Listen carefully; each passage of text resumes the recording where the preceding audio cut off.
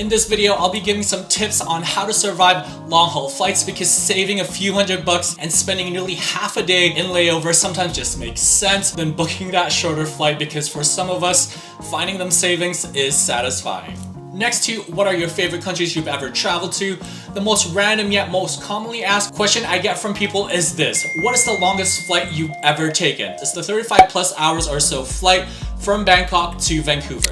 This was during my extremely budget backpacking days when I was just starting out, and I went with the cheapest flight, and of course it was the longest flight available at the time. It had a lot of layovers, and one of the long layovers nearing 10 hours was in London Heathrow. In the beginning, when I was just starting out with traveling, I'd say that I would normally go for the cheapest flight, but with that you are sacrificing time, meaning they typically took the longest to get to your destination. Long-haul flights are definitely tough, especially to return home after months or years of traveling, just because, you just want to get home. Let's talk about the first tip, and that is clothing. Wear layers and loose-fitted clothes. Since temperature varies, you could just remove or add on a layer, and if you have room, make sure you pack a pair of slides or slip-ons for even more comfort when you're in the plane or have a long layover. Now, in terms of food and bevies, a refillable water bottle is a must. If you're taking the most inexpensive flight to your destination, then I'm pretty sure you don't want to spend $5 on a bottled water at the airport, since they have refill stations everywhere. And so I suggest packing a refillable water bottle to further save your cost, plus it's good for the environment. Most long-haul flights have meals included, but if for some reason you're hungry or haven't eaten in a while and you're at an airport, it's worth spending money on overpriced airport food,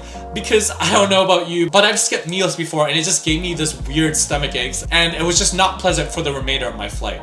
Not worth it at all. Speaking of plain foods, always eat whenever they serve you. Try not to skip it or save the food for later, just because there's a reason behind why they're serving you food at that particular time. The reason for that is because they're trying to get you to adjust to the time zone you are traveling to, and this will also help you with jet lag. Now, in terms of the best time to take long-haul flights, or if you have the option to do so, make sure you try to take red-eye flights or the ones that's late as possible, so you can just hop on the plane and sleep. This makes the first leg of your journey that much easier. And some tips on getting sleep on the plane: just turn off the screens or monitors in front of where you're seated, or have an eye mask or something to avoid the blue lights, just in case the person next to you decides to leave their screen on. Now, I used to be a window seat traveler, and window seats is just something I preferred for obvious reasons, because you could see out there, you could see the views, you could see when you take off, you could see when you're landing, and you can see views, you know what I mean? But over the years, I've fallen in love with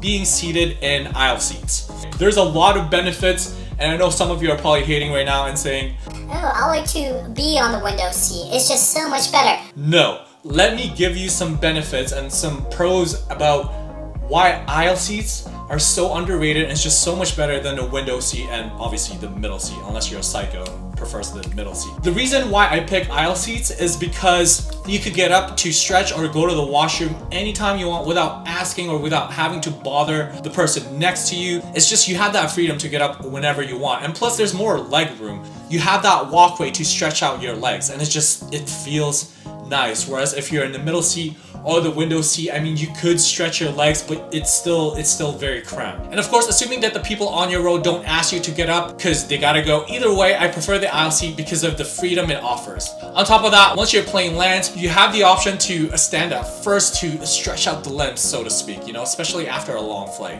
Now, here's another thing about seats, and if you have the option to pick which row, if you're flying in one of those massive airplanes, the big Boeing 737 airplanes, they'll usually have the one by the windows, the rows by the windows, and they'll usually have the middle seats. Now, if you are able to pick an aisle seat, I would highly suggest picking the ones on the middle, just because if a person needs to get up right beside you, you're sleeping, they have the option of exiting or leaving on the other side instead of going to your side, if that makes sense. Whereas if you're by the windows, you're the only way out, and if they need to go somewhere, then you gotta get up. Whereas if you're right in the middle, they have two options. They could either exit or get out from your side of the seat or the other side. So I highly suggest picking the ones right in the middle. That one's just so underrated. I don't know why people always pick window seats. More tips on where to be seated. Just try to avoid bathrooms because they tend to have lineups and door swinging if you're trying to look for peace or if you're trying to get some sleep. So just try to avoid seats near the bathrooms as much as possible. I know that most planes have in-flight entertainment, but it's just good practice to have your own things to keep you entertained on long-haul flights,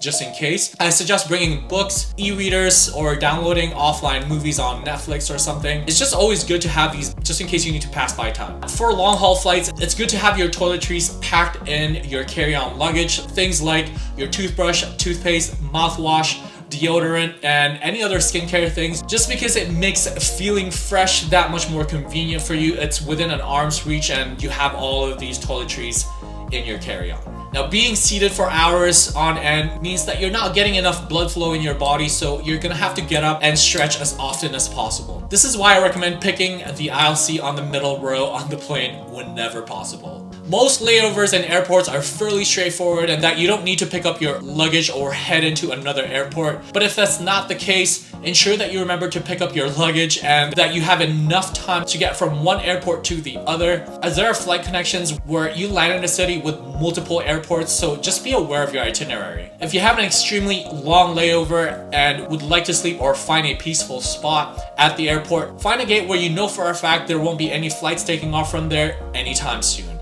It will be really obvious once you see an empty gate.